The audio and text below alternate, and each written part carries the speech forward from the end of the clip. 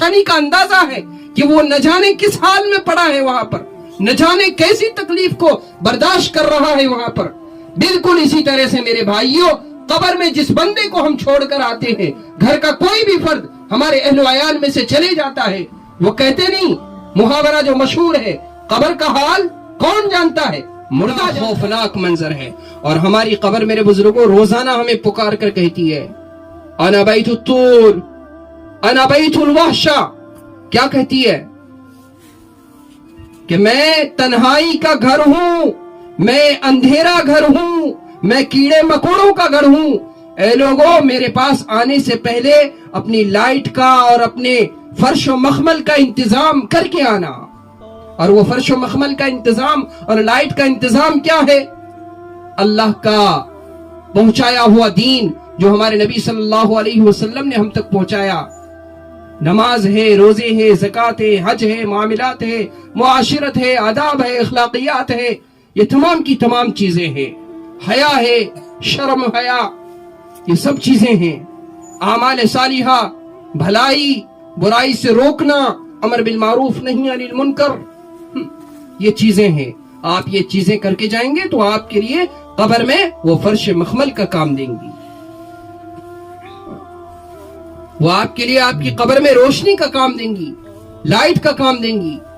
اس لیے میرے بھائی, آج کی اس محفل میں مائیں اور بہنیں بھی وہ 3 دن 40 دن 9 دن کر کے آپ اس کو ختم نہ کریں. اصل میں اس کا صحیح طریقہ وہ بہت بڑی بات ہے. صحیح طریقہ یہی ہے کہ بھائی یہ 3 دن 4 دن 9 دن ہونا کوئی ضروری نہیں ہے. آپ کو جب بھی توفیق ہو, اپنے والد کے لیے, اپنے بھائی کے لیے, اپنے چاچا کے لیے, کوئی بھی چلے گئے ہیں, آپ ان کے لیے کرنا چاہتے ہیں تو 3 دن کا انتظار نہ کریں. بھائی آپ مجھے یہ بتائیں کہ اگر کوئی گھر سے میرا بندہ, گھر سے میرا جاننے والا, باپ چچا ماموں کوئی بھی, اگر کہیں سفر میں جائے, یعنی کشن گنج جائے اور راستے میں اس کے ساتھ خدا نہ خواستہ کوئی حادثہ ہو جائے, بھائی راستے میں اس کے ساتھ کوئی حادثہ ہو گیا اور حادثہ کی خبر ہم تک پہنچتی ہے کہ بھائی فلاں صاحب آپ کے گھر کا, آپ کا بیٹا, آپ کا ماموں, آپ کا چاچا ایکسیڈنٹ ہو گیا ہے اور آخری سانسیں لے رہا ہے, پیر ٹوٹ گیا ہے, ہاتھ ٹوٹ گیا ہے, تو آپ کیا کریں گے؟ کہیں گے کہ بھائی 3 دن رکو, 3 دن کے بعد ہم جائیں گے. کہیں گے جی؟ کہیں گے کیا؟ کوئی کہیں گے کہ 3 دن رکو, ہم 3 دن کے بعد جائیں گے؟ کیوں؟ اس لیے کہ آپ کو اس کی تکلیف کا اندازہ ہے, اس کی شانی کا اندازہ ہے کہ وہ نہ جانے کس حال میں پڑا ہے وہاں پر, نہ جانے کیسی تکلیف کو برداشت کر رہا ہے وہاں پر. بالکل اسی طرح سے میرے بھائیوں, قبر میں جس بندے کو ہم چھوڑ کر آتے ہیں, گھر کا کوئی بھی فرد ہمارے اہل و عیال میں سے چلے جاتا ہے, وہ کہتے نہیں, محاورہ جو مشہور ہے, قبر کا حال کون جانتا ہے, مردہ جانتا ہے قبر کا حال. تو جس بندے کو ہم چھوڑ کر آئے ہیں اس کے لیے 3 دن اور 9 دن کا انتظار کیوں؟ آپ کو آج آپ چھوڑ کے آئے, آج آپ شروع کریں. بھائی آپ کو اللہ نے توفیق دی ہے, آج ان کے نام پر ایصال ثواب کروائیں, آج ان کے نام پر فاتحہ خوانی رکھیں, آج ان کے نام پر قرآن پڑھ کر کے بخشیں, آج اپنی رات کو قربان کر کے اللہ کے کلام کو پڑھ کر ان کے نام پر ایصال ثواب کریں. آپ کے جیب میں 2 پیسہ ہے, آپ غربا مسکین تک پہنچا کر ان کے نام پر ایصال ثواب کریں. صحیح طریقہ یہی ہوتا ہے, ورنہ یہ جتنے بھی 9 دن 40 دن اور 3 دن کا ہے نا, یہ سارے کے سارے طریقے بیہودہ, کچھ حقیقت نہیں ہے اس کی, یہ کوئی اسلامی طریقہ نہیں ہے.